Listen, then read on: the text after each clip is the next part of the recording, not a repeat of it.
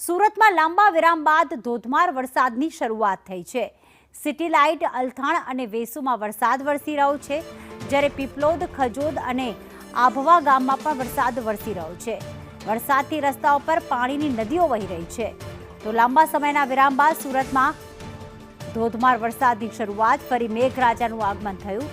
વહેલી સવારથી જ સુરતમાં વાદળછાયું વાતાવરણ હતું અને ત્યારબાદ મેઘરાજા મહેર કરી રહ્યા છે।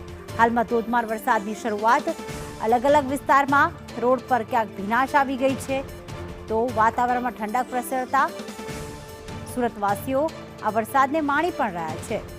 સિટી લાઇટ છે, અલથાણ છે, વેસુ વિસ્તારમાં વરસાદ વરસી રહ્યો છે। ઉપરાંત સુરતના પીપલોદ, ખજોદ અને આભવા ગામમાં પણ વરસાદની શરૂઆત। વાતાવરણમાં ગરમીનો પારો પણ વધ્યો હતો, જેથી અઠવાડિયાના વિરામ બાદ ફરી સુરત શહેરમાં મેઘમહેરનું આગમન થયું છે।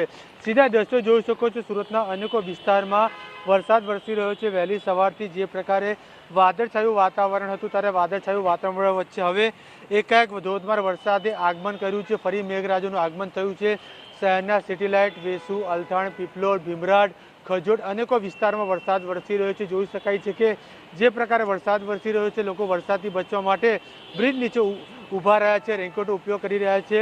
ત્યારે ખાસ કરીને કહી શકાય છે કે જે રીતે અઠવાડિયાનો વિરામ હતો, ત્યારે વરસાદને કારણે જે ગેરહાજરી જોવા મળી હતી, તેને કારણે વાતાવરણમાં ગરમીનો પારો પણ વધ્યો હતો અને લોકોને અસહ્ય ગરમીથી ભારે બફાટ અનુભવાયો હતો। ખાસ કરીને હવે જ્યારે વરસાદનું આગમન થયું છે, ફરી મેઘરાજાએ સુરત શહેરમાં એન્ટ્રી કરી, ત્યારે વાતાવરણમાં ઠંડક પણ પ્રસરી છે અને લોકોને ક્યાંક ને ક્યાંક ગરમીથી રાહત પણ મળી છે।